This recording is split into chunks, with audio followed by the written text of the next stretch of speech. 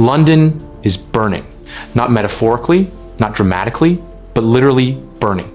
Tonight, smoke, rage, and a firestorm are choking the capital of the United Kingdom in scenes that no Briton ever thought they would witness in their lifetime. Streets that move with predictable rhythm are now throbbing with a violent orange glow, the unmistakable signature of a nation pushed beyond the breaking point. And it didn't start with a conspiracy, or a plot, or any organized uprising. It started with a spark outside King's Cross, that place of commuters and tourists, the embodiment of everyday life, but now transformed into the ground zero of Britain's political and social implosion.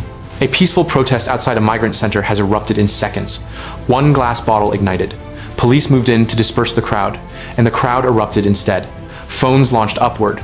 Live streams detonated across TikTok, Instagram, Telegram. One phrase surged everywhere: Britain's on fire again. A police van became a pillar of flame, its blue lights flickering helplessly as officers stumbled backward under chants of "Protect our children!" The skyline of London, once a beacon of stability and order, glowed blood red. The city did not settle once the darkness fell. It roared. Social media drowned under trending tags: number London burns, number Britain erupts, and from Westminster, nothing. Inside, number 10, an ominous silence thickened. No emergency briefing, no statement. Just a void that felt less like leadership and more like fear. Behind closed doors, chaos spread. Ministers argued, aides sprinted between rooms, phones buzzed with updates no one wanted to read. Containment had collapsed. But not in one borough, not two, but 6. A senior official delivered the sentence that froze the war room. We've completely lost London Bridge. Outside, the city convulsed. Flares tore through smoke. Crowds surged like one great furious tide, yelling, "Whose nation?" Ours. The chant drowned out even the thumping helicopters above. Thin rows of riot police buckled under the overwhelming pressure. Bottles flew. Barricades cracked. And beneath every moment was a deeper force, decades in the making. Raw, explosive national anger. South London, Shoreditch, Camden, Brixton, fires. Overturned patrol cars, government billboards torched, every video destroying the official narrative. This wasn't civil unrest. It looked like a national breakdown. Smoke wafted across the Thames from Parliament's very steps. Flames flickered across Canary Wharf, a warning flare from a country on the edge. Millions watched in paralyzed amazement as the capital, presumably one of the bastions of Western stability, fell apart in real time. Hours later, a single sterile statement was issued by the Home Office. The situation is now stabilized. We urge the public to remain calm and avoid speculation. But speculation was all people had. Police leaks flooded the internet. Units retreat. South Bank abandoned. Morale collapsing. One journalist captured the moment that defined the night. A riot officer, visor shattered, stared into the camera, whispering, "We're not calling the shots anymore." Then the feed cut to black. Shops sealed their doors. Makeshift barricades rose. Sirens faded beneath the roar of the crowds. A drone's footage revealed the truth that the government refused to admit. The Thames mirroring whole quarters ablaze. Smoke almost obscured the Gothic outline of Parliament. Britain wasn't experiencing unrest. Britain was being consumed. Crowds surged towards Parliament Square as red smoke spiraled into the air like a warning that this crisis was only just beginning. Rumbling thunder in the form of human voices roared down the streets. We want answers. Protect our children. Britain has had enough. Police radios crackled into chaos. Perimeter 3 is down, Westminster line collapsing. Armored units rumbled forward, only to vanish into walls of fire. Even elite riot teams assigned to guard Parliament units built for the worst nights in British history were forced into a retreat that no training scenario had ever prepared them for. Inside the cabinet room, discipline disintegrated. Demands for an immediate curfew clashed with legal warnings. Calls for military intervention were shouted down. Panic spread like wildfire. A breathless aide burst through the doors. "Sir, Trafalgar Square has fallen." Starmer looked down, then exhaled 4 words that silenced the room. "God help us all." And then the unrest leapt beyond London, Manchester, Birmingham, Leeds. Cities lit red on national emergency screens. Migrant centers ringed by protesters. Police stations barricaded from the inside. Helicopters circling like vultures. This wasn't protest anymore. It was possession. Crowds declared ownership of the streets beneath their feet. Starmer, and I will say this, is a complete traitor.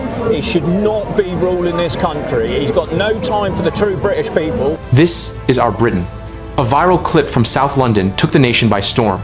A line of military veterans stood silently between the riot police and the demonstrators. No masks, no weapons. Only unshakable determination.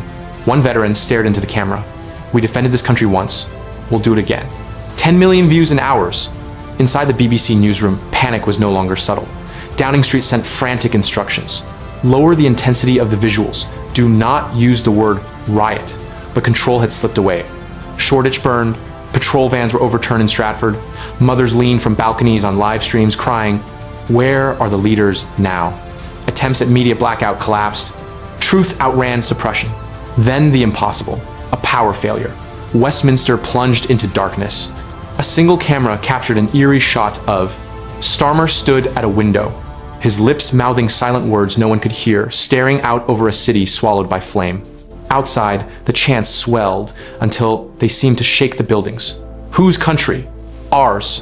Police reinforcements wilted on contact. One weary officer whispered to a fellow officer, "We're not fighting criminals, we're fighting the public." And in each command center, the same question was being asked. Who are we even protecting anymore? London passed the point of no return. Lost 9 boroughs. Nationwide emergency declared. Operation Fortress activated. The tanks rolled out of Surrey barracks under the cover of darkness. Officials insisted it was logistical support. Citizens called it what it looked like: desperation. London burned wild, uncontained, merciless. Over 200 active fires, nearly 1,000 arrests, and a country that suddenly felt that it no longer knew itself. The crowds thickened, the air turned toxic, and night became a battlefield. Tear gas wafted through streets, already choked by fumes of petrol, but the sting wasn't chemical, it was betrayal. These people weren't angry protesters. They were a population waking up. When asked what he wanted, one man didn't yell. He just said, "To finally be heard." That quiet answer terrified officials far more than the fires did. Smoke crawled along the Thames as bridges shut down, whole neighborhoods emptied, and nothing was left but the marching mass pushing deeper into the heart of the city. Britain now looked less like a functioning country and more like the final episode of a documentary about a nation on the brink. Unfiltered cameras captured what broadcasters refused to show. Cracked riot helmets were scattered across Westminster Bridge, shards of glass glowing orange from Parliament's flames. Half-burned flags clinging to the lampposts, symbols hanging on by threads. Inside, number 10, the lights stayed burning. Starmer sat alone, lit by looping surveillance footage of a capital slipping beyond his grip. Advisors were whispering catastrophic figures to him. Thousands detained, entire blocks lost, authority collapsing in real time. Starmer finally looked up and gave his first direct order. Get the broadcasters on the line. In minutes, every major UK channel flickered to life. Starmer appeared on screen pale, drained, visibly rattled. The government remains in control. I'm urging calm. This behavior does not reflect who we are. But the words fell dead. Outside, protesters watched his speech on cracked screens. Every sentence was drowned out by a furious roar. "We are the consequence of your decisions. This is the new Britain." Then the national broadcast cut out. When the screen returned, it wasn't the BBC. It wasn't Sky. It wasn't an official feed. It was the people. Independent journalists saturated the airwaves with raw, unedited truth. Rooftop live streams revealed what the government could no longer conceal. Soldiers forming a wall outside the Home Office. Police silently removing their helmets and walking away. Then there was the image that defined the whole crisis. One officer came forward, delicately laid his riot shield on the steps of Parliament, and walked away. No speech, no drama, just resignation. At that moment, authority finally stopped pretending it was still in charge. Whitehall froze in fear. Military deployment only inflamed the crowds. Whole cities erupted. One furious question echoed on every street. Whose country? Ours. This was no protest. This was a reckoning. Police stations barricaded from the inside. Helicopters scraping rooftops. Migrant facilities surrounded. A government exposed as absent long before the fires began. London had fallen, Britain had broken, and the whole world watched it happen in real time.